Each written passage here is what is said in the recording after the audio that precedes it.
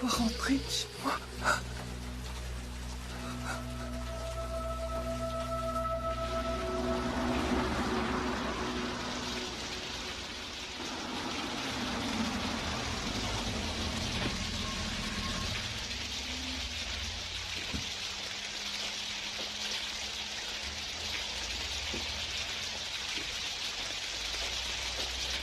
La police l'a amenée ici vers 2h30. Il y a 5 heures qu'elle n'a pas dit un mot, sauf je veux rentrer chez moi. Comment s'appelle-t-elle? Teresa Silvio. Elle a 23 ans. Un type l'a trouvée à moitié nue dans sa voiture. Cuir chevelu éraflé, slip déchiré, griffures dans le dos et au visage. Aucune explication. Elle refuse qu'on l'examine et prétend que c'est un accident de voiture. Teresa, voici Molly McKinley du Centre d'aide aux victimes de viol. Vous pourriez peut-être vous parler. Merci. Comment vous sentez-vous? Ça va. Vous voulez que je prévienne quelqu'un? Non. Vous voulez me dire ce qui s'est passé? Vous n'êtes pas obligé. Il a dit le contraire. Qui? L'autre, là. Qui ça? L'interne? Le type du bureau du procureur. Le substitut? Il a dit que je suis témoin. Quand a-t-il dit ça? Il m'attendait ici, il m'a dit que je suis obligée de tout raconter, que c'est la loi. Eh bien, il a tort. Alors je peux partir? Vous faites ce que vous voulez. Mais ça n'est pas une bonne idée de toujours vouloir fuir. Ils veulent seulement réunir des preuves. Rien ne vous force à porter plainte. Ils ne feront rien sans que vous ayez d'abord donné votre accord. Il vous a frappé? Oui. Dans ce cas, faites les examens et si vous changez d'avis, vous aurez des preuves.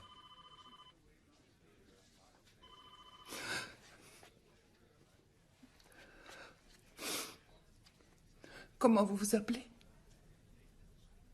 Molly.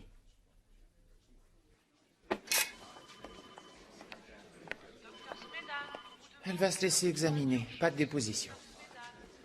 Qui est le type du bureau du procureur? Joe Finn, il est en bas. Quoi, le vieux bonhomme est là? Retenez-le. Oui. Quel rencard chez le médecin. Non, Connie, écoutez-moi. Surtout, vous ne laissez pas filer, parce que l'affaire est très juteuse. Oui, et si je n'obtiens pas sa déposition, c'est McGwen qui l'obtiendra. Et si c'est lui qui l'obtient, une minute, c'est lui qui aura le dossier. Et si c'est lui qui l'a, ce sera lui le prochain procureur, pas moi. Ça veut dire que vous pourrez dire adieu à votre place de parking au niveau 1 ou aux 4 semaines de vacances que vous avez méritées. Génial pour votre excellent travail. 6 semaines de vacances, c'est d'accord. Oui, je vous adore. Oui. Quoi? Vous n'aviez pas le droit de menacer Teresa Silvio. La menacer? Quand vous l'avez lâchée, elle n'arrivait plus à dire un mot. Comment ça, quand je l'ai lâché? Apparemment, grâce à vous, elle croit que c'est un crime de se faire violer et qu'elle doit être punie pour ça. Vous êtes qui, vous? Je suis Molly McKinley, du centre d'aide aux victimes de viol. Ils m'ont appelé après que vous l'ayez cuisinée. J'ai appelé.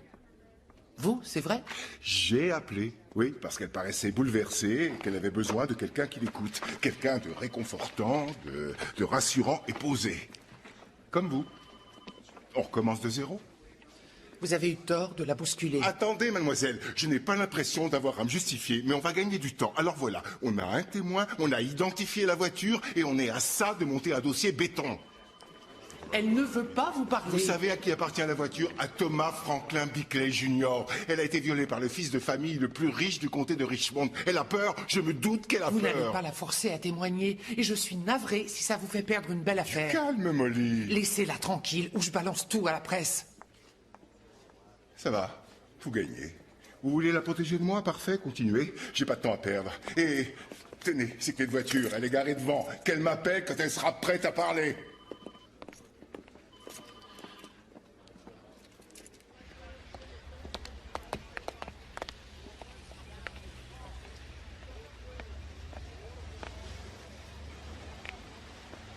Elle est jolie, hein? Je l'ai peinte moi-même avec une amie. C'est plutôt elle, l'artiste. Vous êtes en état de conduire? Ouais, c'est bon, ça va. Est-ce que quelqu'un vous attend chez vous? Oui, oui. Pourquoi vous ne viendriez pas me voir demain? Je suis pas du genre bavard. Je voudrais vous aider.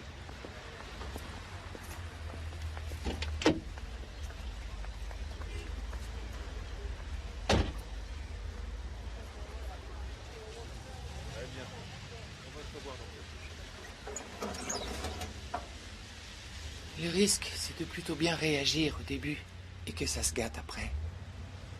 Personne ne saura, à part vous et moi. 10h30.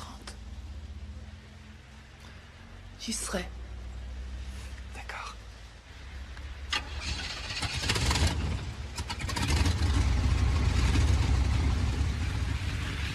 J'étais dans ce bar, le Johnny Bees. C'était pendant les vacances de printemps. J'étais là pour 2 semaines. Enfin bref, j'ai vu cette fille. Tu la connaissais? Non, mais il était clair qu'elle me draguait.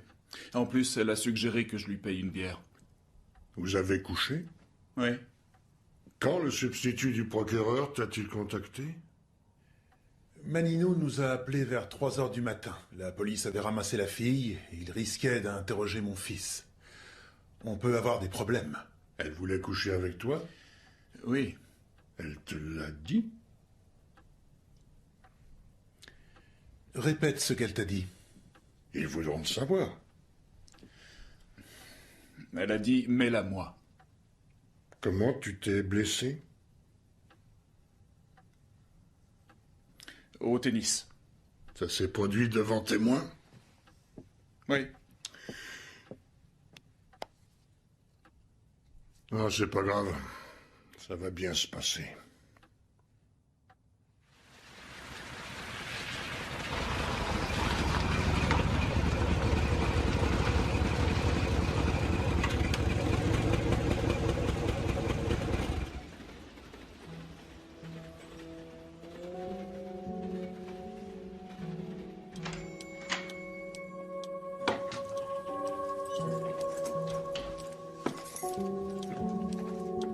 Papa?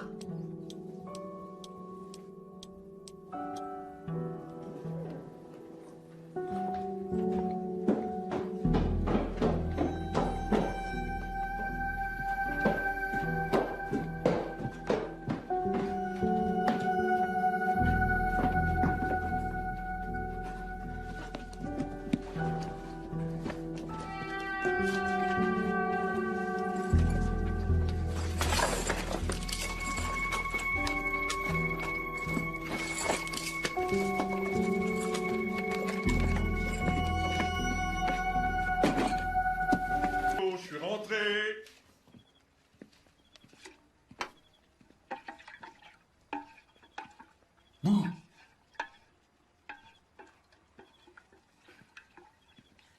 J'ai un petit cadeau pour toi. Je cuisine. Ben, c'est très sérieux. La droite ou la gauche? Quoi? Non, rien. C'est pas joli? Tu t'es passé où? De quoi tu parles? Ce matin, je me réveille à 6h30. Y a personne. Oui, j'avais cours. À 6h30. Oui, les sélections des pom-pom girls. Tu te coupes les cheveux pour faire pom-pom girl. Estime-toi heureux, j'ai failli tout raser.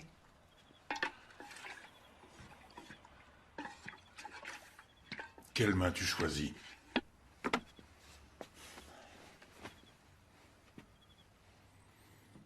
Voilà. Je l'ai fait aujourd'hui.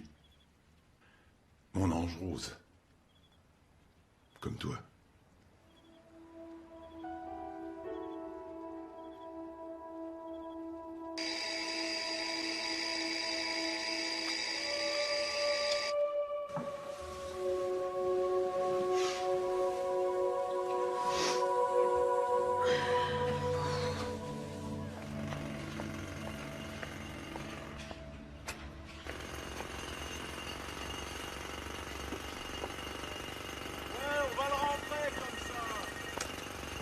Centre d'aide aux victimes de viol, bonjour. La directrice? Non, je suis désolée, elle est sortie. Je peux prendre un message? Oui, bien sûr, monsieur De Fazio. Je lui dirai dès que je la verrai. Oui, bon, au revoir. Pourquoi il n'y a plus de chauffage? Oh, ils ont appelé ce matin. L'aide aux victimes de viol, un instant, merci. Ils disent qu'on n'a pas payé les 3 dernières factures. Ils n'ont pas le droit de le couper. Et que maintenant qu'on a une directrice, on doit être plus responsable de nos finances. On a des nouvelles de Teresa Silvio? Non. J'en étais sûr. Vous en faites pas pour elle, va. Elle n'existe pas, Teresa Silvio. Quoi? On a eu un appel de Joe Finn, vous savez, le substitut. Permis de conduire bidon, les plaques de sa voiture ont été volées à un certain Henry Lee en 83. Le numéro que vous avez composé n'est plus en service actuellement. Je lui ai dit que vous aviez le même numéro que lui. Il m'a remercié d'avoir coopéré. Ça ne m'a pas paru très sincère. Vous allez bien? Oui, ça va. Ça va, je vous dis.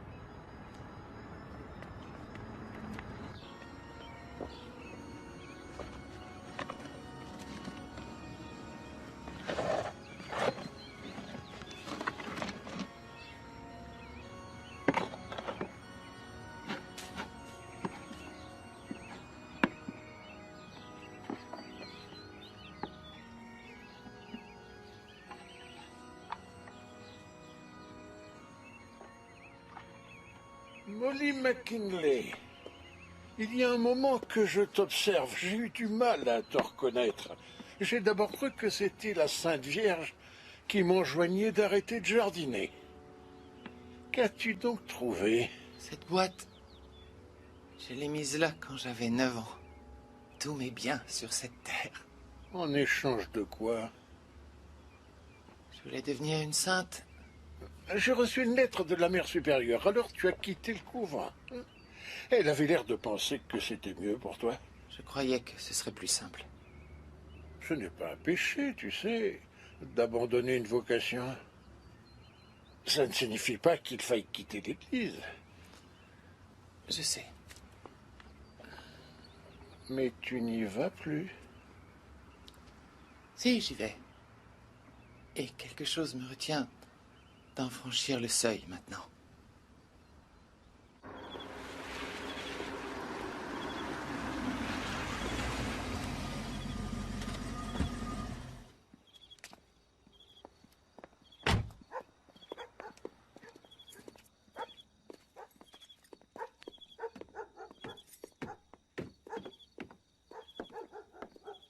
J'ai vu de la lumière. Je me suis dit qu'il y avait quelqu'un.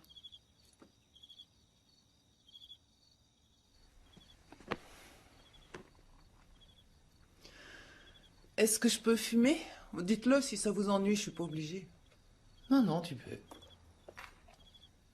Un jour, on a vu un poumon en science, il avait des taches noires. J'y pense quand j'en prends une.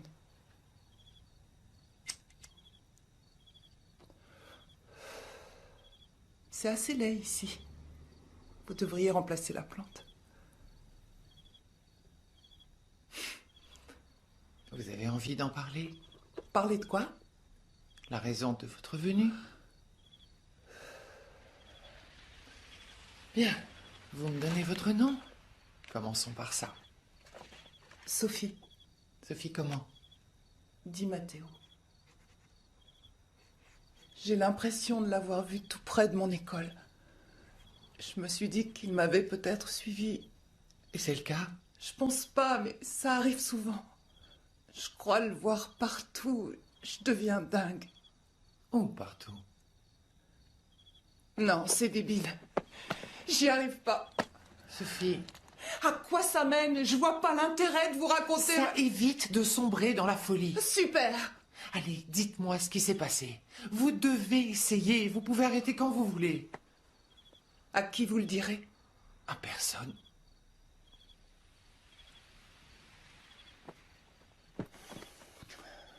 J'étais dans un bar. Oui. J'y étais allée avec une copine. Je reconnais ce garçon, Tommy Bickley. On le voit dans les journaux quelquefois avec sa famille. Lui, il essaie de me brancher, je le trouve lourd, alors je m'en vais. Il me suit et me fait déraper sur la route. Et vous ne l'avez dit à personne?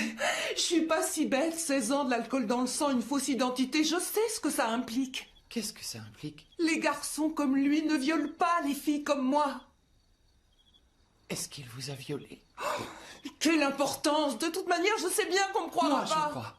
Il y avait un témoin, le procureur aussi pense que c'est un bon dossier. Ça n'a aucune importance. Pourquoi? Parce que tu as peur? Mon père travaille pour son père à la verrerie Bickley.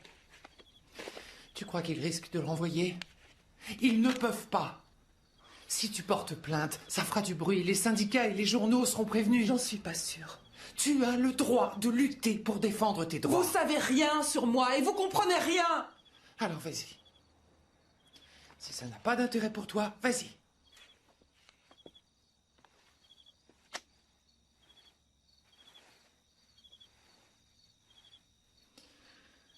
Sophie, tu dois penser à toi. Je meurs de trouille. Tout le temps, j'ai peur. Je sors avec la peur au ventre. Je suis tellement fatiguée, j'arrête pas de me dire qu'il a tout ce qu'il veut, lui. Et que ça change rien. Il a un bel avenir devant lui, c'est pas juste. Pourquoi il devrait s'en tirer, lui? Je veux que tu oublies ton père pour l'instant et je veux que tu oublies les avocats et que tu réfléchisses à ce qui sera le mieux pour toi.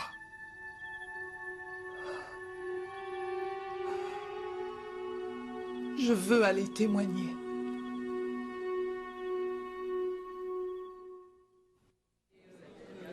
Bon, quelques conseils sur la meilleure façon de raconter l'histoire. Alors, n'en rajoute pas, mais aie l'air sûre de toi. Ne te sens pas coupable, même si tu traînais dans ce bar. Donne-lui l'impression que tu es forte, même si tu es nerveuse. Parce que si tu es nerveuse, il va partir dans des grands discours. Ça m'a bien l'air d'être son genre. À toi de faire passer le bon message. Je suis pas nerveuse. Tant mieux, ne t'inquiète pas. Je refuse de prendre ce dossier. Pourquoi? Parce qu'elle ment depuis le début. Je mens pas. Vous avez 16 ans, pas 23. Faux nom, fausse carte grise, plaque de voiture volée. On a le témoin. Elle était dans un bar. Et alors? Alors, vous y allez souvent? Et qu'est-ce que ça change exactement? Une fois par mois, une ou deux fois par semaine, vous y allez pourquoi? Pour rencontrer des garçons? Ça m'arrive, oui. Vous couchez avec eux? Non mais dites donc. Écoutez, je ne juge personne, j'essaie de vous faire comprendre une chose. Peu importe ce qui s'est passé, elle ne peut pas gagner. Il ne s'agit pas de gagner. Oh que si! Attendez, pourquoi se voiler la face? Il est riche, alors il me baise, et puis après ça, hein? Eh ben, vous pouvez vous l'accrocher, mon dossier, parce que j'ai pas envie d'aller devant le juge. Sophie. Répondez franchement. Êtes-vous un bon juriste ou bien savez-vous seulement choisir vos dossiers? Si c'est une cause perdue, vous pouvez me dire à quoi ça sert d'aller devant le juge? Je crois que quelqu'un de bien voudrait se battre pour une cause juste. Ah oui? Vous vous trompez de bureau. Ici, c'est les pourris sans scrupules. Les gens bien, c'est en dessous. Vous aviez dit être à 2 doigts de plaider l'affaire. J'ignorais ce qu'elle avait fait. Elle était dans un bar, comme Tommy. Oui, si Tommy se plaignait d'avoir été violé, je refuserais de le défendre. C'est plutôt cynique. Écoutez, des choses ont bien changé en 20 ans. C'est pas facile de faire notre métier. Pour gagner, il faudrait une vierge à la barre. Une vierge en toge blanche, avec une auréole sur la tête. Vous êtes venu vers elle en lui tendant la main, et quand elle a voulu la saisir, vous l'avez retirée. Parce que son histoire a changé. Elle s'est fait violer, on n'a pas de doute là-dessus. Ce qui compte, ce n'est pas qu'elle gagne, elle se bat pour la vérité. Si on se bat avec elle, elle a une chance de se reconstruire. Elle a un espoir, sinon il ne lui restera rien.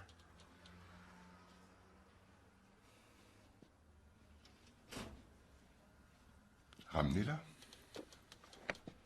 Seulement si vous essayez. Ne me poussez pas à bout, Molly. Si je prends ce dossier, vous gardez pour vous vos leçons de morale et vos discours.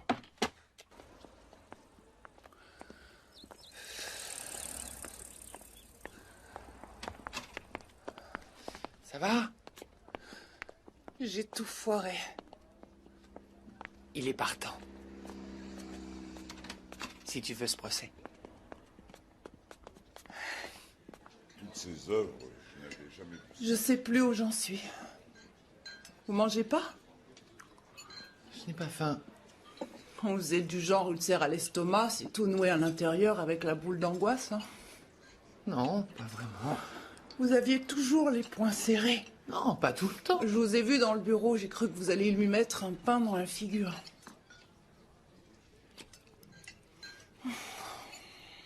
Il ne le sait toujours pas. Mon père. Pourquoi? Parce que à ses yeux, Bickley est une sorte de dieu. Il bosse 15 heures par jour pour une misère. Et il dit que c'est une chance. Parce qu'on arrive à vivre avec ça. Lui, il s'occupe de toi, Sophie. Il ne sait pas ce que je fais. Après la mort de ma mère, il a plus fait attention à moi. Alors dès qu'il s'endort, je sors par la fenêtre. Et il s'en rend jamais compte. Tu veux que je lui parle? C'est gentil, mais je crois que c'est à moi de le faire.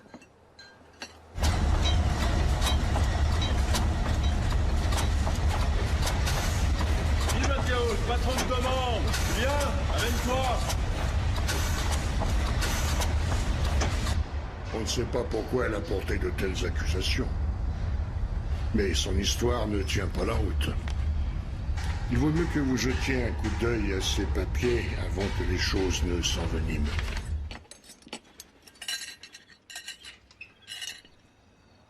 Papa?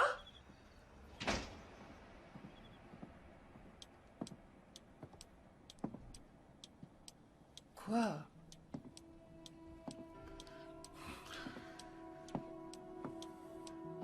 J'aurais dû dire non pour la voiture. C'est pas à cause de ça. À 16 ans! Et pourquoi faire une voiture? Pour les études, mon papa? Pour que j'aille à la bibliothèque?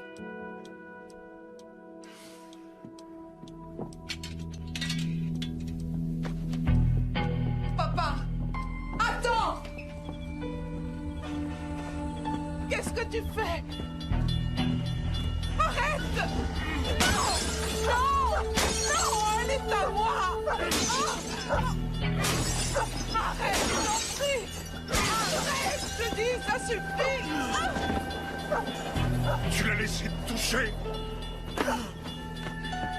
Non, ça s'est pas passé comme ça! C'est pas vrai, pas comme ça!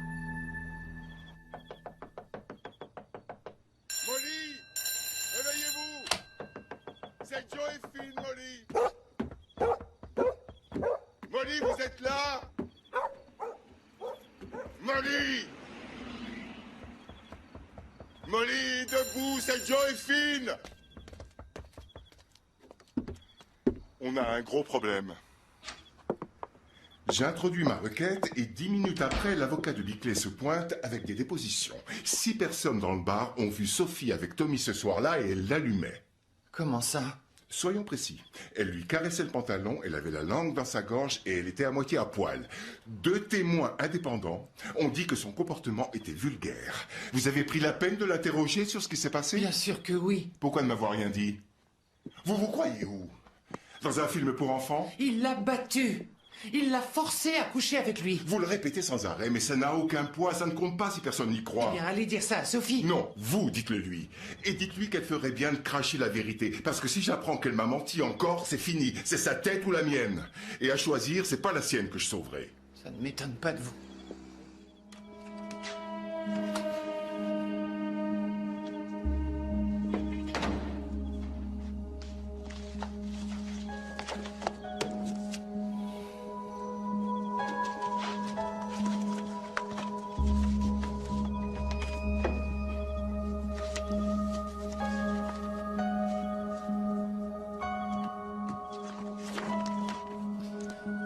Pas de rapport physique antérieur.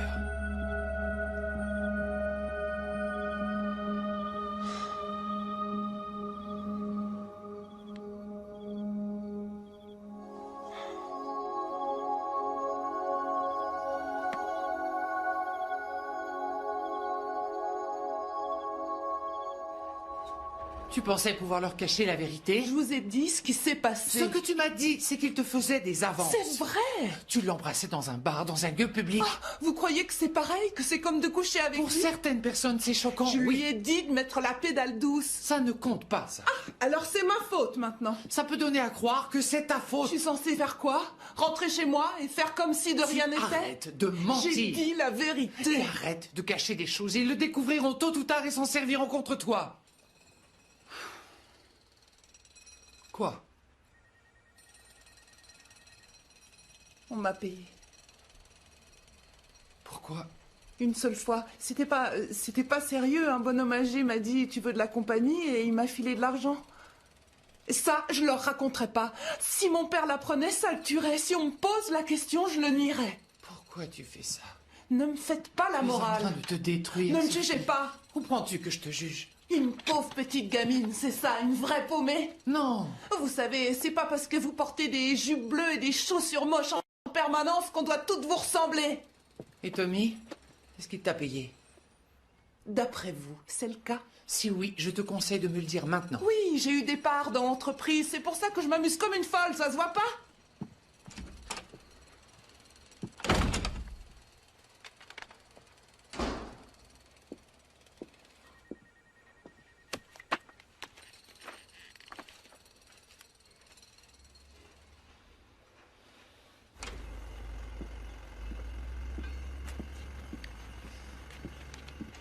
Tu peux les archiver. Entendu. Merci.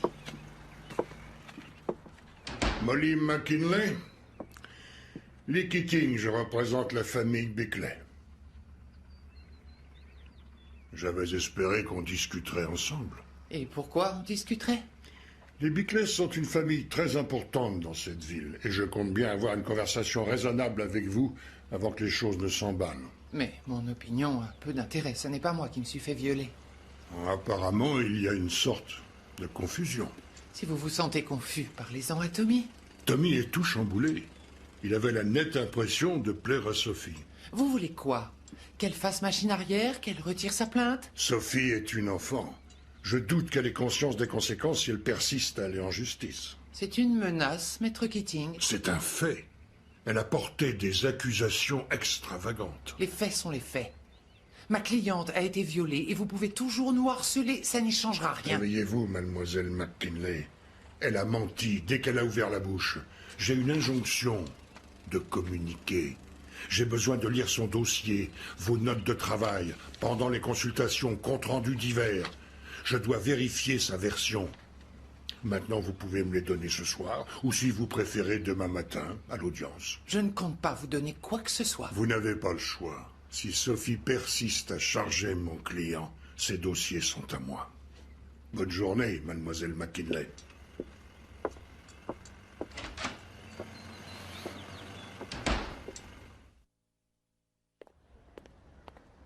Ils veulent mes dossiers. Et alors? Ces dossiers sont ma propriété, n'ont aucun droit de me les prendre. Puisque Sophie accuse un homme de viol, la Constitution lui donne le droit de se défendre. Ils n'ont pas accès au vôtre. Non, certaines professions sont protégées par le secret. Lesquelles, justement? Les médecins, les avocats. Les thérapeutes? Ceux qui ont un diplôme. Sophie m'a donné des informations confidentielles, exactement comme un thérapeute. C'est pareil. Mais quelles informations? Je ne comprends pas. Vous cachez quelque chose? Non. Alors il n'y a pas de problème, donnez-lui ce qu'il demande. Ce sont des conversations d'ordre privé. Écoutez, si vous avez une bonne raison de refuser de les donner, vous feriez mieux de le dire. Je m'efforce de trouver un lieu où Sophie se sente en sécurité, où elle se confie sans crainte d'être punie. Si elle n'a rien à cacher, elle n'a pas de raison d'être punie. D'autres personnes ont ce droit. Elle aurait les moyens de suivre une thérapie, la question ne se poserait même pas. Écoutez, vous devez remettre ces pièces, c'est tout. Merci du conseil. C'est contraire à la loi. Une loi plutôt injuste et inique.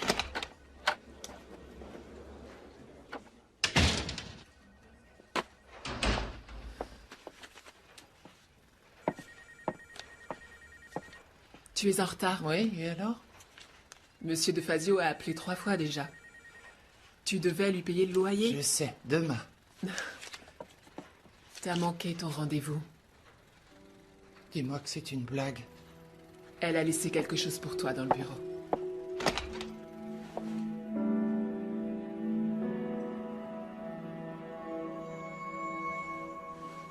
J'ai cru que vous étiez fâché. Fâché? À cause de l'argent. Sophie, non. Il faudra l'arroser, vous savez. Elle va pas pousser toute seule.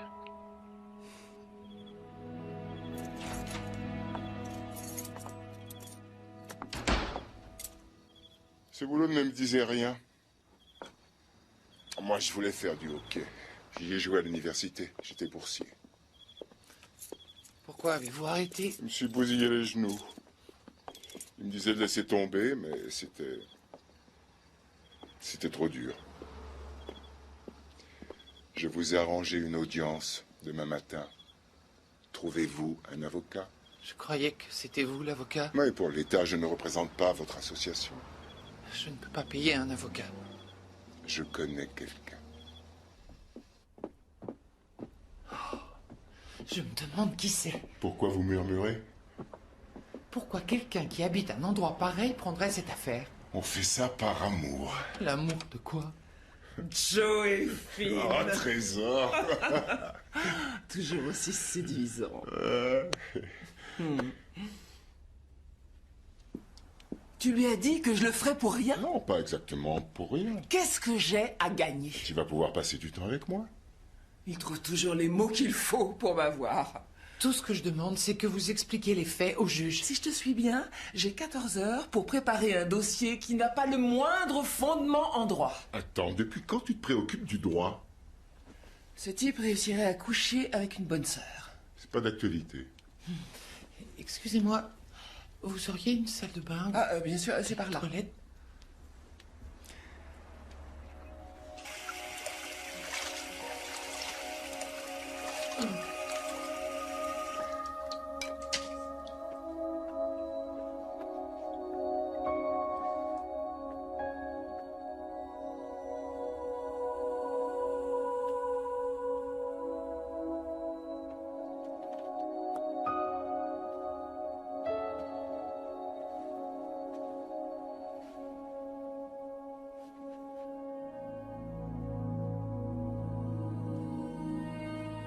C'est le seul homme que j'ai rencontré qui puisse sortir avec 3 femmes à la fois et gérer la situation.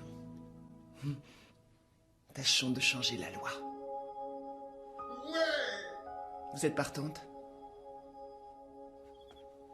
Ensuite, elle me dit d'avoir l'air moins austère pour que le juge sache que je m'inquiète pour Sophie.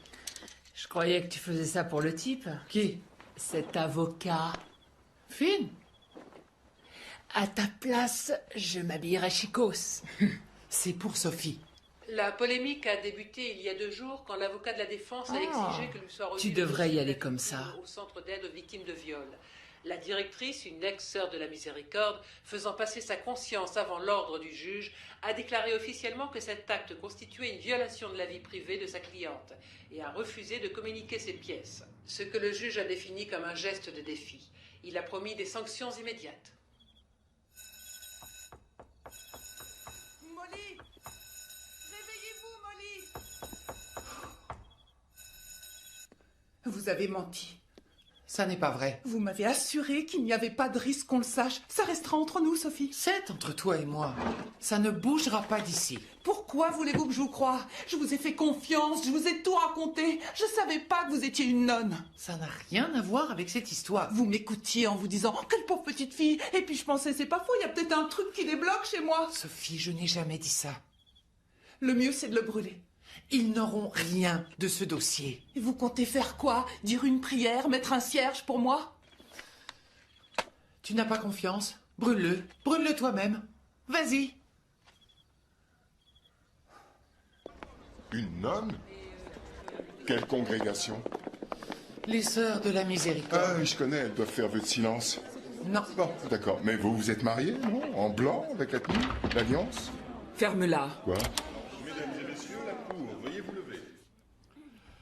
Tâchons de comprendre de quel genre de problème il s'agit. Il y a 3 jours, j'ai fait injonction de communiquer à votre cliente pour que certains dossiers soient présentés à ce tribunal. Êtes-vous d'accord avec ces faits? Oui, monsieur le juge. Et elle a refusé de le faire. C'est exact. Vous l'avez sans doute informée que cela constitue un outrage à magistrat. Elle estime que ces informations sont confidentielles et sans rapport avec la défense. Comment pouvons-nous décider de leur pertinence, maître Hayes, si nous ignorons ce que ces dossiers contiennent? La section 6 du Code de la santé sur le secret professionnel stipule qu'un dossier ne peut être transmis à un tiers sans l'accord du patient. Suggérez-vous que votre cliente dispense des soins médicaux? Objection, votre honneur. Est-ce qu'elle correspond à cette définition? Le Code ne le précise pas. Est-elle médecin? A-t-elle un diplôme reconnu? Les termes du Code sont assez vagues, Le monsieur le paragraphe juge. 3 définit clairement que Le travail de ma cliente requiert intimité et confidentialité, 2 droits protégés par la Constitution. Maître Hayes, aujourd'hui c'est mon anniversaire. Et j'espère que cette journée va s'améliorer.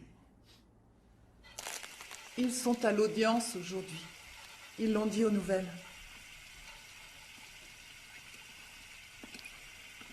Je me disais, ce serait bien que j'y aille. Quel genre de dossier gardez-vous au centre? Nom, numéro de téléphone. Après chaque séance, j'écris un commentaire sur ce qui vient de se passer. Est-ce votre politique de montrer vos notes à d'autres thérapeutes? En dehors du centre, non. Pourquoi? Nos clientes s'ouvrent à nous en toute confiance. Beaucoup ont honte de ce qui s'est passé. Mais si une cliente était d'accord pour le faire? Je le lui déconseillerais. Pourquoi? Elle ne me parle pas de la même façon qu'elle le ferait avec vous. La plupart expriment leurs doutes en thérapie. Quel genre de doute? C'était peut-être sa faute, sa tenue, une phrase ambiguë. Il arrive qu'elle dise que l'agresseur était plus grand que tous les suspects qu'on lui présente. Parce qu'elle n'est pas sûre? Non, parce que lorsqu'il l'a violée, il lui a paru immense. Ce genre de déclaration sortie de son contexte peut faire croire qu'elle a un doute alors qu'elle l'a reconnu. Je n'ai plus de questions, monsieur le juge. Est-ce que tu vas rentrer pour dîner? Je t'ai attendu 2 heures hier soir. Rien que ça, c'est tout ce que je te demande.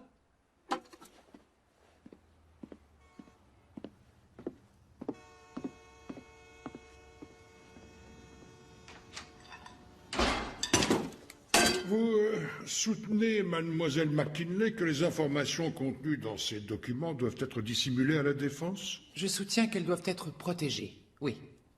Mais si une cliente n'était pas sûre de reconnaître son violeur, mais qu'elle comptait le poursuivre en justice malgré tout, protégeriez-vous cette information? Ça n'est jamais arrivé. Mais si ça arrivait?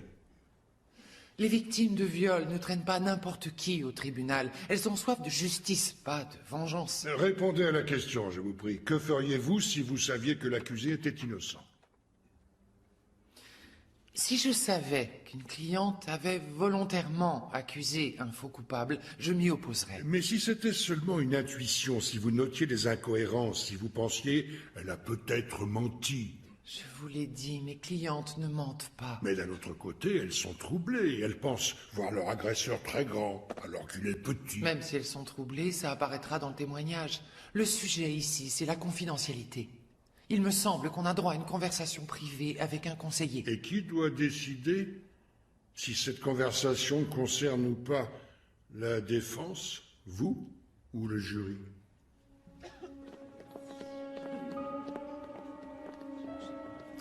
Le centre d'aide aux victimes de viol est sans conteste d'une grande utilité aux femmes qui viennent vous voir. Votre passion pour cette cause est respectable.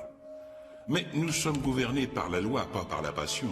Nous ne sommes pas libres dans ce pays de violer la loi pour une cause personnelle. Le défendeur a le droit de consulter les dossiers du centre comme il a le droit de consulter ceux des services de police ou ceux des urgences de l'hôpital. En conséquence, j'ordonne qu'on les produise immédiatement. Monsieur le juge, ça n'a rien à voir. Maître S, je vous prie de vous rasseoir, je n'ai pas fini. Si les textes prévoyaient de protéger votre institution, ce serait stipulé. Excusez-moi, mais... Molly. Cette jeune fille a été violée. Elle ne complote pas avec moi. Elle essaie de reprendre une vie normale. Je regrette, c'est totalement hors sujet.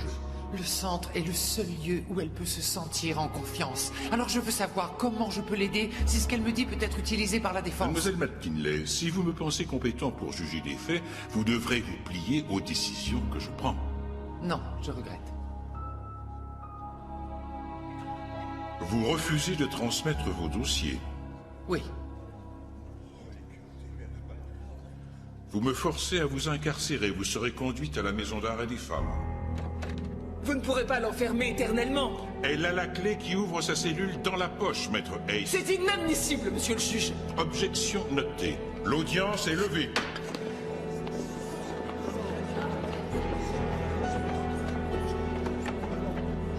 Je prends le relais. Ne vous inquiétez pas.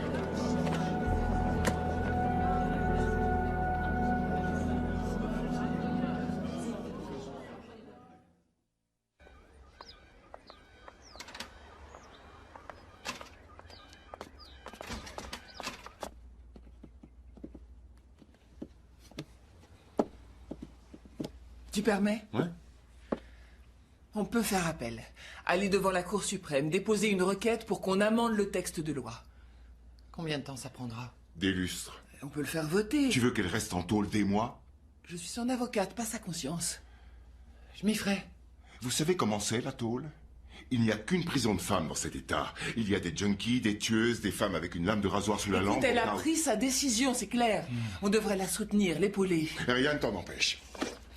Vous faites ça par principe? D'accord. Croyez-moi, dans 8 mois, quand vous y serez encore, tout le monde les aura oubliés, vos beaux principes. Sophie n'est pas un principe, c'est une personne. Vous aussi. Changer d'avis, Molly, c'est pas un péché.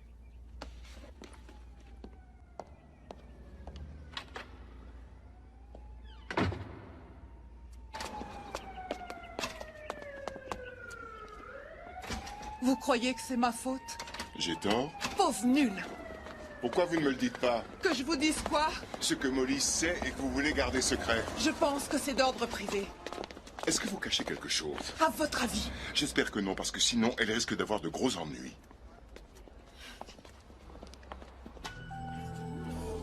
Videz vos poches.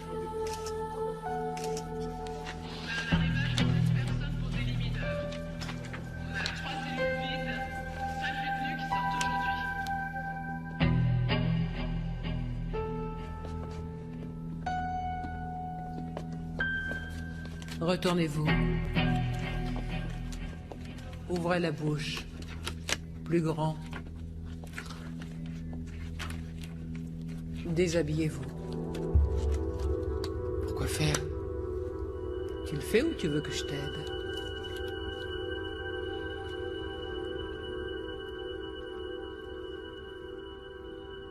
Ça fait près de 2 semaines que Molly McKinley, ex-sœur de la Miséricorde, est détenue à la prison de femmes de l'État. En dépit des protestations des organisations des droits de l'homme et des groupes féministes locaux, le juge Bolland ne semble pas vouloir revenir sur sa décision. L'avocat de cette femme a déposé plusieurs requêtes pour des mesures de protection, toutes refusées jusqu'à présent. Je t'avais dit d'éteindre. L'opinion publique est assez divisée sur cette affaire. Certaines personnes ont le sentiment que la famille Bickley, certainement la famille... Vous désirez, monsieur? Excusez-moi. Vous avez une minute? La viande est froide. Vous voyez pas que je suis occupée avec ce monsieur, alors attendez votre tour ou allez la faire réchauffer. C'est un peu la bataille de l'offre entre les petits coussins. J'ai une fille de votre âge, 16 ans. Pas aussi révoltée. Ça doit pas être facile pour vous, tout ce tapage. 15 jours de détention. Non, 12 jours. Là-bas, le temps passe plus lentement qu'ailleurs.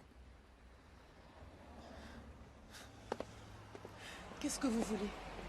Vous vous sentez coupable, je parie. C'est à cause de vous qu'elle en est là. C'est une grosse responsabilité. Sortez-la de prison. Ça regarde que moi, d'accord? Ces dossiers vous appartiennent, non? Et alors? Si vous les communiquez, ils la libéreront.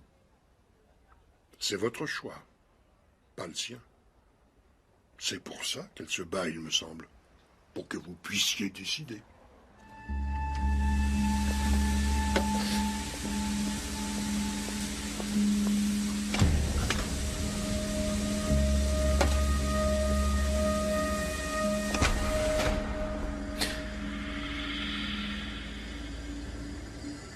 T'as un problème? Non.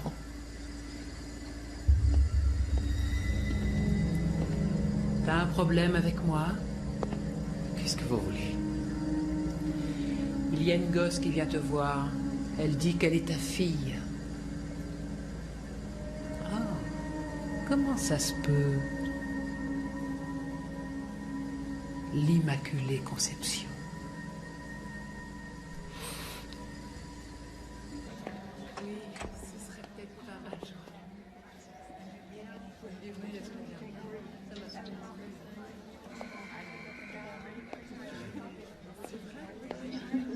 Tu n'aurais pas dû venir.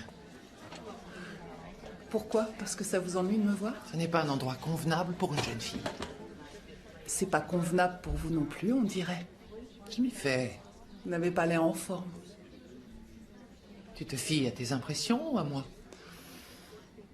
Vous devriez leur donner mes dossiers. C'est pas si important. Je pense que si.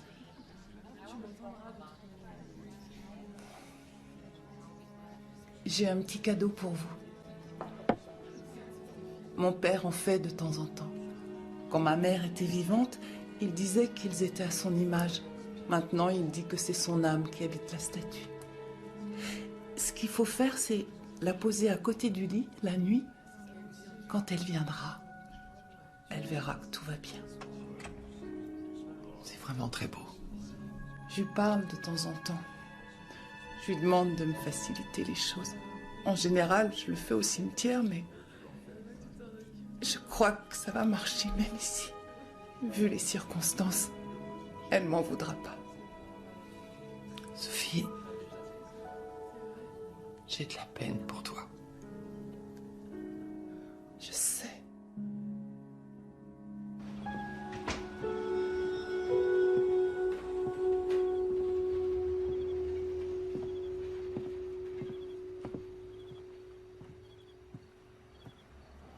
Il faut que je te parle. Je suis allée lui rendre visite en prison. Ils refuseront de la libérer tant qu'elle ne donnera pas les dossiers. L'ennui, c'est que c'est ma faute. Je lui ai dit des choses, des secrets. Et je voulais pas que t'aies honte de moi.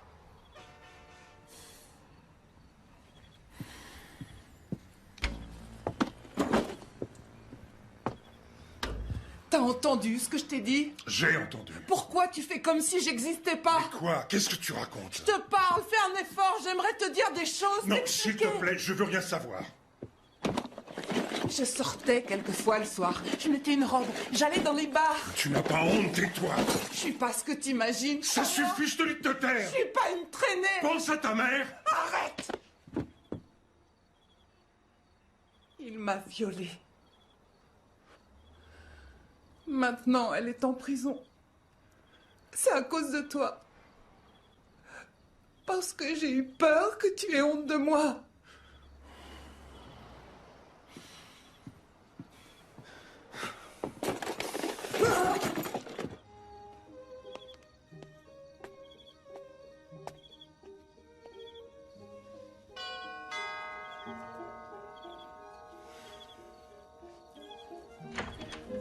Je suis Sophie Di Matteo. Je m'excuse de vous déranger. Ils ont dit que les dossiers étaient à moi. C'est exact. Je viens vous les apporter. Elle a tort de faire ça. C'est son droit. Ces dossiers m'appartiennent. Ils appartiennent à Sophie. C'est mon appartement. Et de quel droit vous y êtes-vous introduit sans ma permission? Et vous avez forcé ma porte? Pas tout à fait. Oui, je pourrais vous poursuivre pour ça. C'est son choix, Molly. Elle a 16 ans. Qu'est-ce qu'elle sait de la vie, cette gamine? Vous feriez mieux de contrôler vos nerfs. Je vous interdis de me donner des leçons. Pas vous.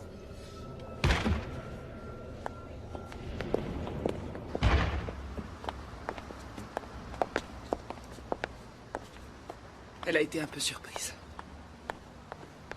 C'est quoi ce cirque? C'est une farce? Je comprends pas. Et notre accord? J'ai réfléchi, point barre. Tu parles. Ils t'ont retourné comme une crêpe, tu veux dire? Qui ça, il? Qui?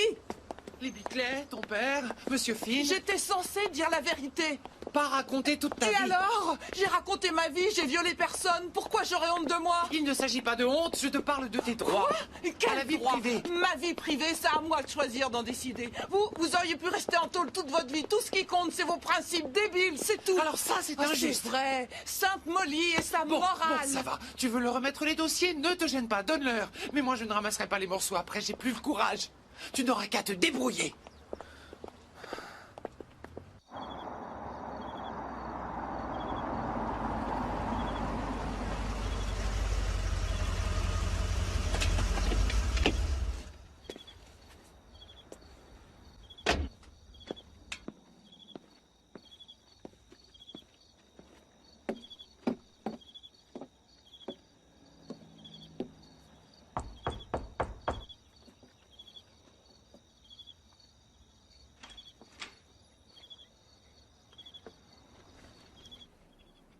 Écoutez, j'ai lu les pièces, mais il n'y a rien de méchant.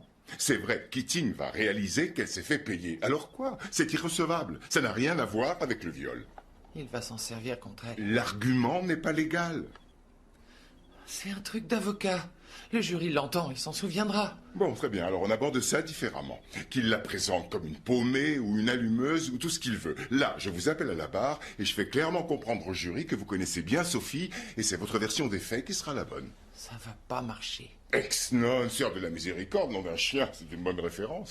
Joe, elle a dit qu'elle ne supporterait pas qu'on découvre cette histoire, ça l'anéantirait. Elle s'est confiée à moi, j'ai tout noté dans le dossier et ils vont l'utiliser contre elle. C'est une gosse solide. C'est l'impression qu'elle donne.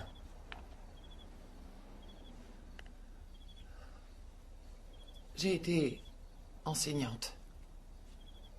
Avant que je quitte le couvent, une de mes élèves, une jeune fille est venue me voir. Un garçon l'avait forcée à avoir un rapport sexuel. Elle m'a dit qu'elle se sentait pas trop mal. Je l'ai laissée partir et... elle s'est suicidée. Ce jour-là. Attendez, mais c'est pas pareil. Mais vous ne savez pas. Elle non plus. Elle ne sait pas comment elle va. Vous voulez tout arrêter parce que vous avez peur? Je ne tiens pas à la regarder se faire broyer. Non, merci. Je vous en prie, arrêtez tout. Classez le dossier. Laissez tomber. Il est encore temps. Non, je regrette. Et pourquoi? Eh bien, j'ai promis à une amie de continuer. On n'était pas amis au début et puis elle a expliqué quelque chose qui m'a touché. Elle a dit, la seule chose importante, c'est Sophie. Et ce dont elle a besoin, c'est qu'on la soutienne à fond. Le ministère public appelle Sophie Di Matteo. Je rentrais chez moi et juste à la sortie de Dena, j'ai remarqué une voiture qui avait l'air de me suivre. Elle m'a percutée et je suis sortie de la route. Il est venu se garer devant moi. Et il est sorti. Je lui ai demandé ce qu'il lui avait pris, s'il était fou. Il a répondu qu'il en avait marre de mes petits jeux. Je pense qu'il m'a frappée parce que je saignais beaucoup. Il a dit « Je laisse personne se foutre de ma gueule ». Et qu'est-ce qu'il faisait? Il essayait de m'arracher mes sous-vêtements. Lui avez-vous dit d'arrêter? Je l'ai tapé. J'ai klaxonné, j'ai voulu allumer les phares. J'espérais qu'on pourrait nous voir. Que s'est-il passé ensuite? Ensuite, j'ai rampé à l'arrière et il m'a suivi. Il a baissé son pantalon et il m'a pénétré. Merci. C'est tout, monsieur le juge. Un étudiant modèle, rédacteur à la revue juridique. Je veux dire que le Thomas Bickley que je connais ne ferait jamais ça. S'il n'a rien fait, pourquoi l'accuserait-elle? Pour faire parler d'elle, pour la gloire. Un procès pareil, ça fait du bruit, ça vous donne le sentiment d'appartenir au système. Vous êtes reconnu, vous comptez. Vous pensez qu'elle ment? Son histoire ne tient pas debout. Pourquoi n'avoir parlé à personne du viol? Parce que je risquais d'avoir des problèmes. Avec qui? Avec la police, j'ai une fausse carte grise. Avec votre père? C'est possible. Donc vous avez menti? J'ai pas menti. Vous avez menti sur votre nom, sur votre âge. Vous affirmez que vous étiez seul. Ça ressemble à un mensonge. Votre honneur? Votre père savait que vous fréquentiez les bars? Non. Il sait que vous avez des relations sexuelles? Non. Il sait que vous vous êtes fait payer pour ça? Objection. Retenu. Le jury ne tiendra pas compte de la question. Je vous ai vu plus subtil, maître.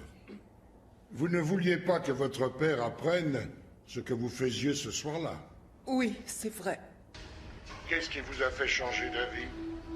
Vous pensiez qu'il serait moins bouleversé en apprenant que vous aviez été violé qu'en apprenant que vous aviez eu des relations sexuelles?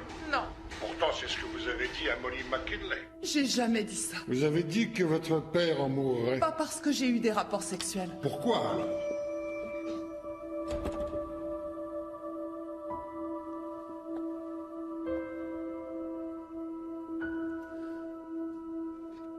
Parce que je me suis fait payer. Silence, silence. Donc, vous ne voulez pas que votre père sache que vous vous êtes fait payer pour une relation sexuelle et vous dites à Molly McKinley que vous êtes prête à mentir si nécessaire pour le cacher à votre père. C'est exact? C'est vrai, j'en ai eu l'intention. Mais j'ai changé d'avis après. Je n'ai plus de questions.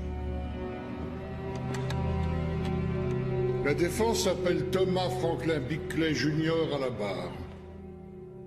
On était dans ce bar, et ça devenait très intense. Elle a suggéré qu'on aille à la mare de Gillan. Elle m'a dit de la suivre parce que sa voiture est plus grande. On s'est garé devant la mare. Je suis monté dans sa voiture. Et c'est tout? On a fait l'amour. Était-elle consentante? Oui. Plus de questions.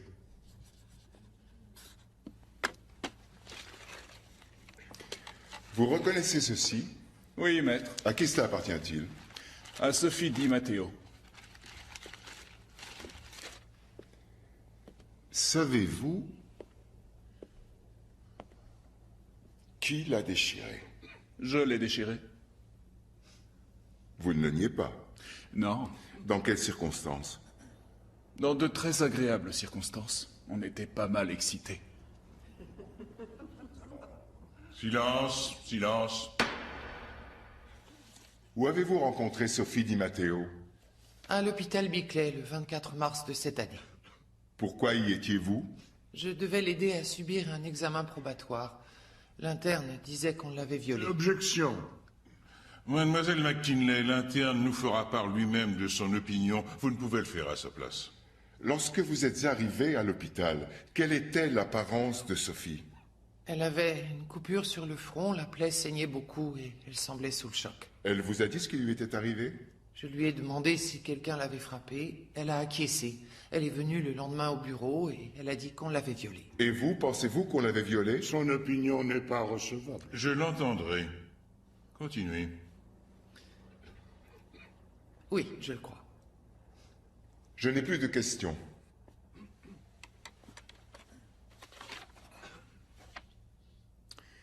Lors de votre première entrevue, comment s'est-elle présentée à vous? Sans dire comment elle s'appelait. Quel nom est inscrit sur cette feuille? Teresa Silvio. Vous avez également noté âge 23 ans. A-t-elle 23 ans? Non.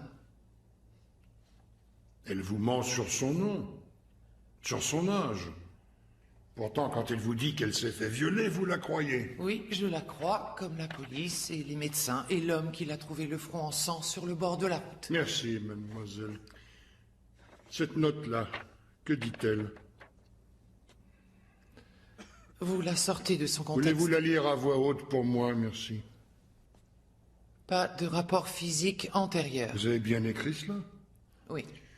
6 témoins ont vu Sophie répondre aux caresses de Tommy dans le bar cette nuit-là. Alors quand elle vous dit avoir été violée, vous a-t-elle dit ça? Elle m'a raconté l'histoire par bribes. Aucun rapport physique antérieur. Elle vous a dit ça? Non. Vous l'avez écrit? Mais j'émettais une hypothèse. Elle était terrifiée. Au début, elle refusait même de me parler. Elle vous a raconté ce qui s'était passé, vous avez gobé sa version. J'ai pensé sa version crédible, oui. Il y a quelque chose dans la marge, là. Qu'est-ce que c'est? Les 2 points.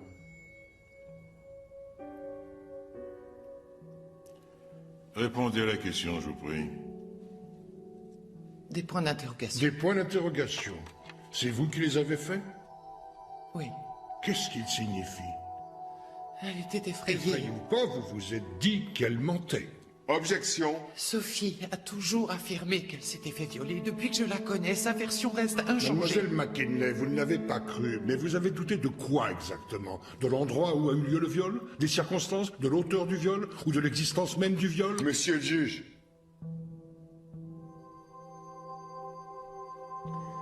Je n'ai plus de questions.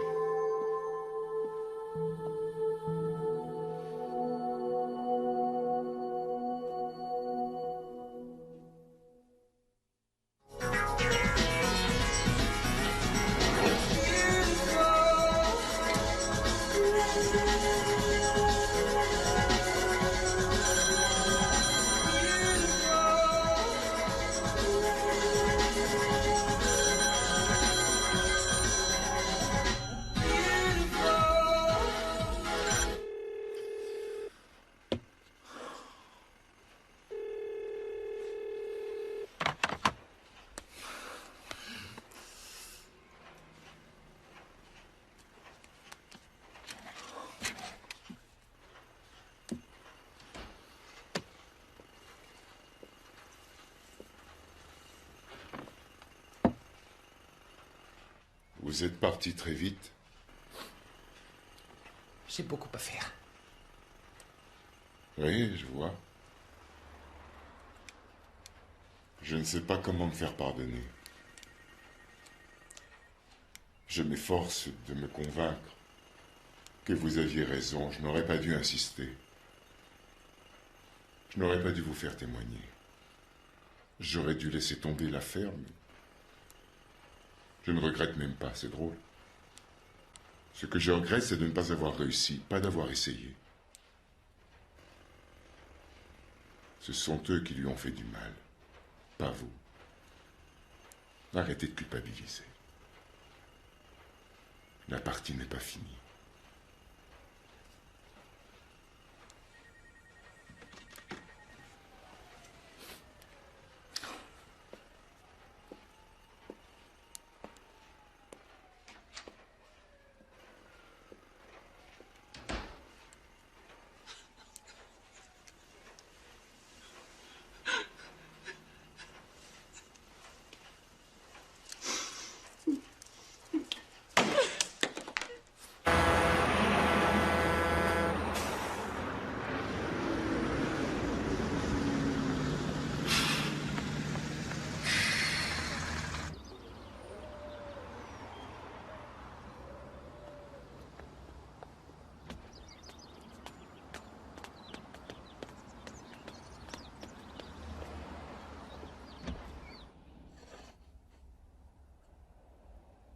Bénissez-moi, mon père, parce que j'ai péché.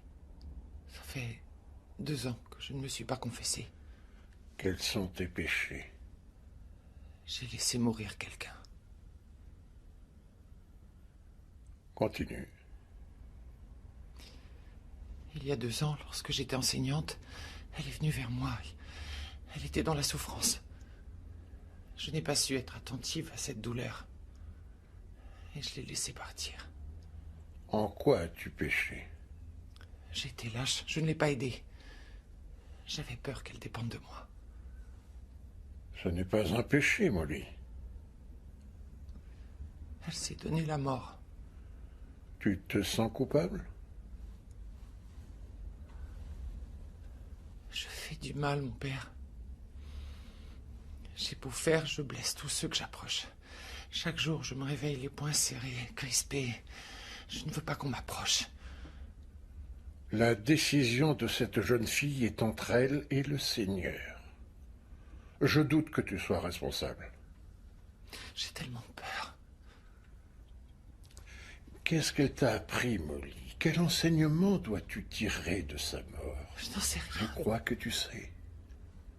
Si cela te tourmente autant, au fond de ton cœur, tu sais.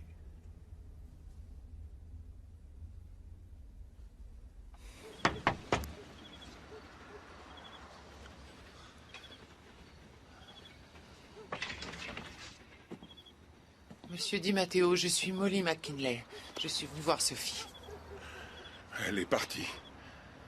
Mais partie où? Je sais pas, la voisine a vu Sophie dans la rue avec un sac de voyage. Elle est montée dans un camion. Je suis allé voir la police. Mais ils peuvent rien faire. Et moi, je sais pas où la chercher. Elle a pu sa mère. Souvent, je l'entends faire des allées et venues la nuit. Je reste éveillé. Je voudrais lui interdire, l'en empêcher. Je dis jamais rien. J'ai trop peur de la perdre, elle aussi. Vous connaissez Sophie.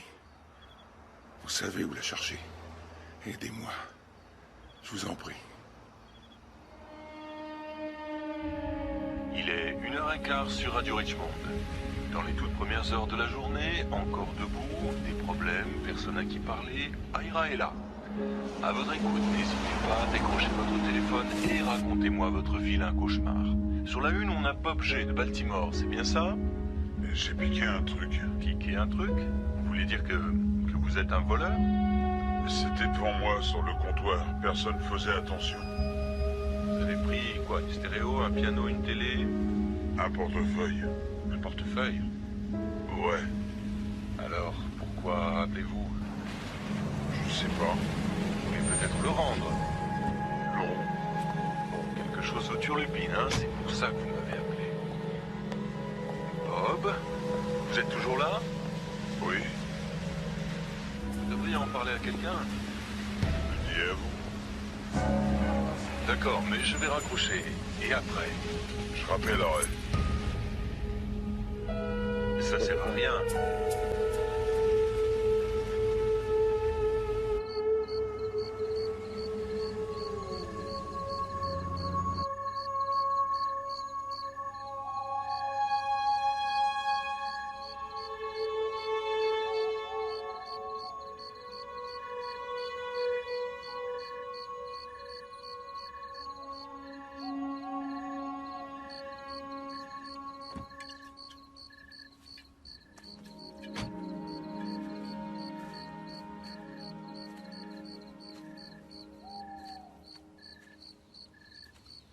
Une voisine t'a vu sur l'autoroute. Tu grimpais dans un camion. Ah, je suis pas partie.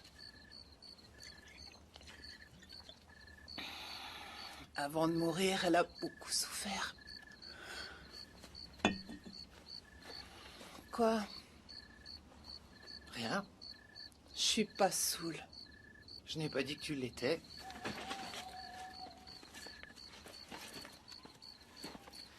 Qu'est-ce que tu fais? Je pars. Et tu comptes aller où? Je sais pas. On n'est pas obligé de tout prévoir avant d'agir. Tu as une famille, Sophie. Hein? Tu parles. Il est très inquiet. Parce qu'il sait pas se préparer à bouffer. Mais parce qu'il t'aime, voyons. Il m'aime pas, il veut que je sois comme elle. Je t'assure que non. Comment une nonne saurait ça? Je ne suis pas une nonne. Vous avez la même attitude. Ça veut dire quoi exactement? Vous êtes une vraie statue, rien ne vous touche. D'accord, tu as le droit d'être fâchée. Je suis pas fâchée, je vous en suis reconnaissante. Non, c'est pas vrai. D'accord. J'ai essayé. Bien sûr, je le sais. J'ai essayé. Je m'y suis pas bien prise avec toi. C'est pas grave. Tu veux savoir pourquoi? Parce que j'ai peur de tout. Des choses, des gens, de tout le monde. J'en ai rien à faire. Mais moi, si. Alors écoute-moi. J'ai jamais été proche de qui que ce soit. Je m'interroge tout le temps. Est-ce que je vais savoir quoi dire? Est-ce que je vais dire une bêtise? Et en général, je dis une bêtise ou alors je dis rien et c'est pire. Et je ne supportais pas. C'était trop dur à affronter. J'ai choisi la fuite.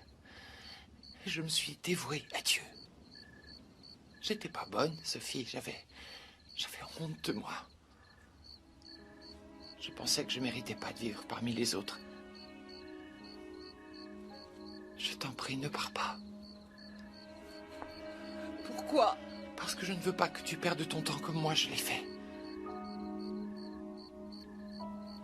Je t'en prie.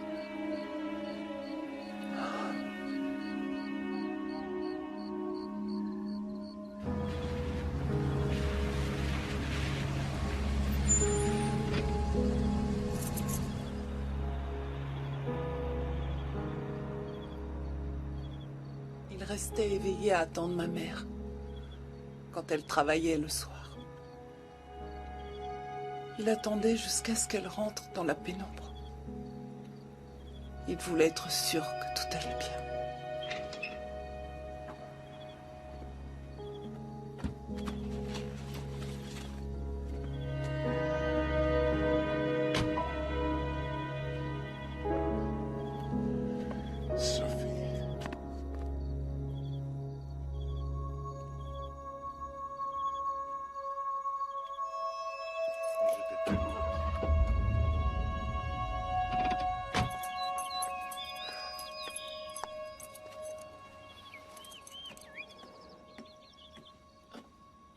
Qu'est-ce que tu fais là?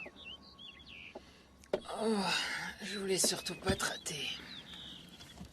Juste après ton départ, un type est passé au bureau. Il est avocat de la défense.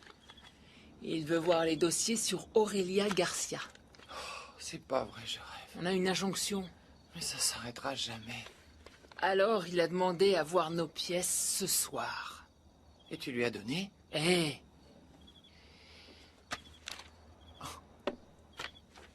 Et si tu refuses de lui communiquer, tu vas aller en tôle. C'est la première d'une longue série, hein, Molly? Le 23 mars de cette année, Sophie Di Matteo va dans un bar nommé le Johnny Bees, à la sortie de Richmond.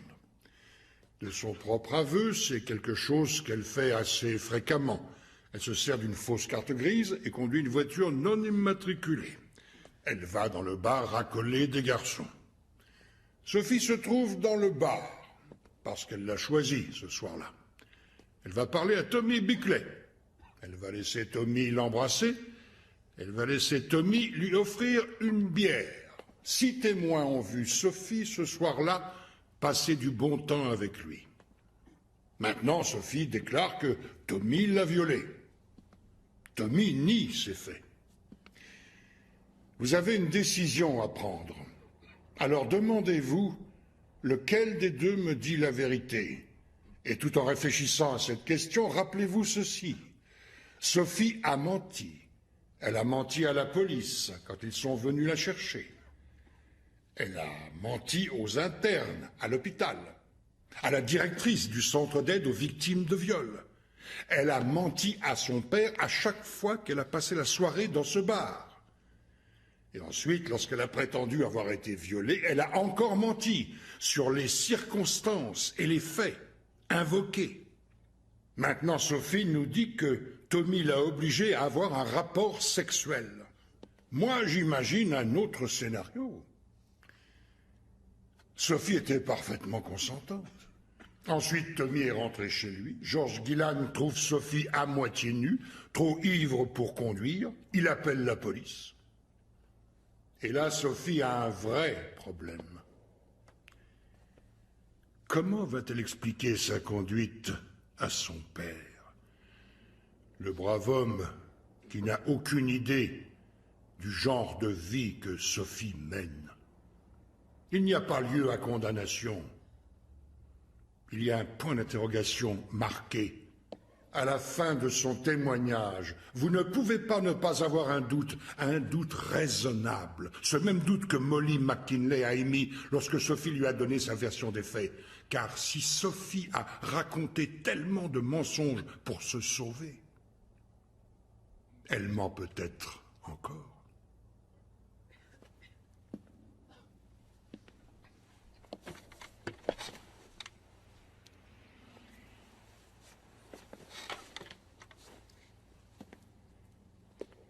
Si Sophie avait été battue, agressée par un voleur, seriez-vous aussi avide et curieux de savoir si Sophie a certaines tendances à mentir ou non? Si vous la trouviez en sang sur le trottoir, qu'elle vous dise qu'on l'a frappée, vous trouveriez nécessaire d'examiner les notes que son thérapeute a prises? Vous vous diriez qu'elle s'est cognée volontairement? Sophie a menti. Mais elle n'a pas menti sur sa coupure au front, sur les égratignures dans son dos, ni sur son t-shirt et son slip déchiré. Elle n'a pas menti, c'est bien en klaxonnant qu'elle réveille George Gillan en pleine nuit. Oui, elle a menti après le viol, parce qu'elle a eu peur. Elle a eu peur qu'en disant la vérité, elle soit punie et qu'on ne la croie pas, qu'elle soit pénalisée parce qu'elle a des mœurs un peu libres. Et elle avait raison. La défense a exposé ses confidences les plus privées au grand jour. Ils ont déballé son passé, ses erreurs, ses doutes les plus intimes. On a tout étalé là, devant vous, comme preuve qu'on ne l'avait pas violée. Seulement, ne l'oublions pas, un viol n'a jamais lieu devant les caméras de télévision en pleine lumière. Ça se passe dans le noir où personne ne peut le voir. Alors tout se résume à un choix. Laquelle de ces deux personnes allez-vous choisir de croire ? Et je suis face à un problème. On ne peut pas exposer le violeur comme on expose la victime. Je ne peux pas faire état de ce que Tommy Bickley dit à son thérapeute. Ses confessions privées sont tenues secrètes devant vous. La loi protège le violeur de ce genre de pratique. Vous allez devoir choisir et juger en regardant les faits. Et en vous demandant si Tommy dit la vérité. Mais pourquoi l'aile enfoncée? Pourquoi les points de suture sur le front de Sophie? Et pourquoi le rapport de l'interne des urgences décrit son état comme celui de la victime d'une agression? Quelqu'un a frappé Sophie cette nuit-là. Mais sur les lieux du crime, il n'y avait que Sophie et Tommy. Qui est le plus à même de vous raconter ce qui s'est vraiment passé? Tommy Bickley est accusé de viol. À quel point est-il crédible? Demandez-vous, viendrait-il là, à la barre, dire la vérité? Devant sa famille, ses amis, devant le juge, devant le jury. Croyez-vous possible qu'il se lève soudain et dise la simple vérité? Oui, je l'ai violée. Dans la nuit du 23 mars de cette année, moi, Thomas Bickley, j'ai forcé Sophie Di Matteo à arrêter sa voiture et je l'ai violée. Et je suis coupable.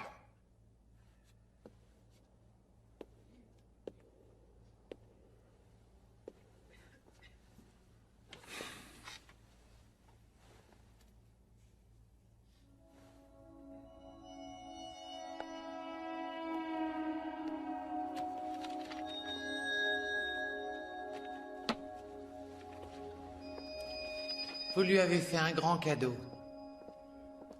Elle a retrouvé la dignité qu'on lui avait prise. Un Chinois? Le seul argument que je peux donner est celui de la première fois. Vous êtes une sorte de médecin. Ça marchera pas. C'est un juge différent. Ils lisent tous les mêmes codes, Molly. Vous avez une audience à 3 heures. Avant ça, on ne peut rien faire. Vous avez encore le choix. Leur remettre le dossier Garcia ou la prison directe. Et après, qu'est-ce qui va se passer pour les autres dossiers? Qui ira en prison? Mais pourquoi je les garde au bureau? C'est bête. Je les détruis, personne ne pourra les prendre. Molly? Le jury est là. 2 heures? Mais c'est cool. Monsieur Foreman, dans l'affaire ministère public contre Thomas Franklin Bickley Jr., poursuivi pour viol au 1er degré, êtes-vous prêt à nous donner un verdict? Je suis prêt. Accusé, levez-vous, je vous prie. Reconnaissez-vous l'accusé coupable ou non coupable? Coupable.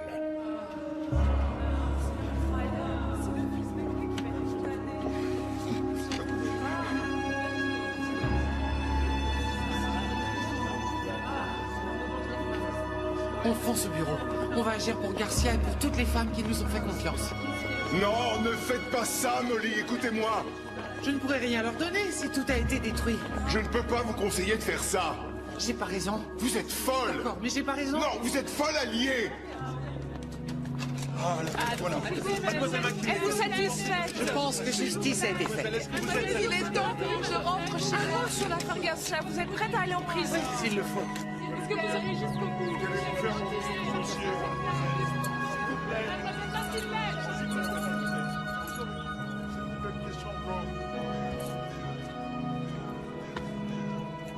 C'est une belle victoire.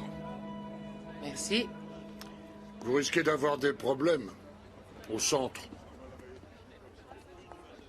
Quel genre de problème? Je sais que pas mal de gens désapprouvent ce que vous faites. Ils trouvent votre façon d'agir un peu extrême. Je vous rassure, maître Keating. Vous n'avez encore rien vu. J'écoute. Suzanne N, 20 12 86. Je l'ai. Suivante. Judith Arthur, 15 5 88. C'est bon. Colin Ball, 6 6 89. Marie Baliserie, 4 12 96. Anna Mason, 5 8 87. Elisabeth Maurice, 7 4 93. Yaroko Zakura, 11 11 93. Margaret Salvio, 12 6 92. Oui. Bess Arruda, 6 10 90. C'est bon. Kathleen Arruda, 7 10 88. Je l'ai. Il paraît qu'il y a une fête. Je voulais pas la rater.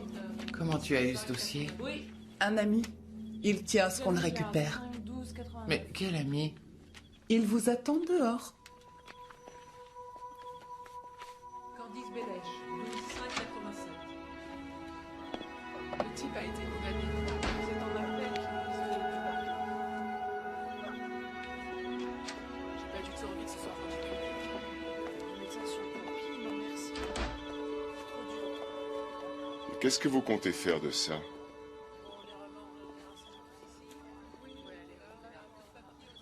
En tant qu'avocat, il est de mon devoir de vous dire que on risque d'interpréter votre action comme une entrave à la justice. Merci. Merci à vous.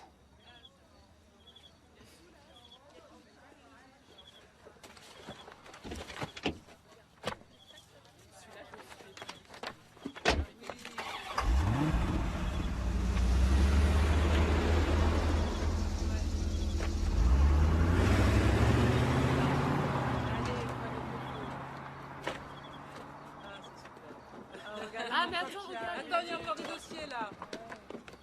Oui, oui, allez-y, allez-y, portez-les par là. Oh, attends, c'est lourd ça. Et voilà encore ça. Il y en avait dans la... On y va. Vas-y, attention.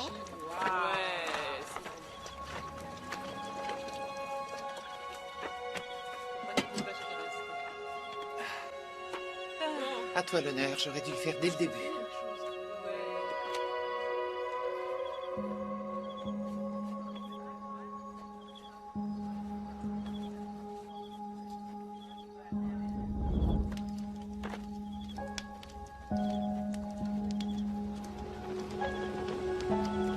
C'est de façon spectaculaire aujourd'hui que le centre d'aide aux victimes de viol du Middlesex a brûlé les dossiers de plus de 3000 de ses patientes, anciennes ou en cours. Les avocats de la défense ont crié au scandale, qualifiant cette action de délit d'entrave flagrante à la justice. La directrice a déclaré que tant que les lois sur le viol ne seraient pas axées sur l'auteur du crime, le centre ne conserverait aucune trace des consultations avec ses clientes.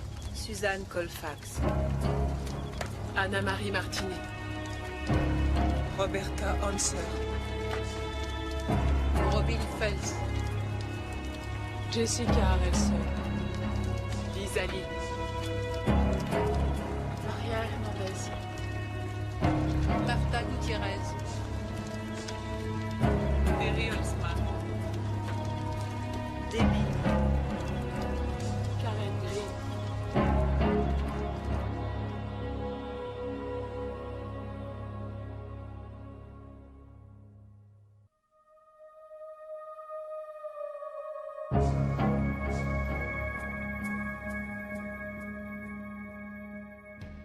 Le téléfilm de l'après-midi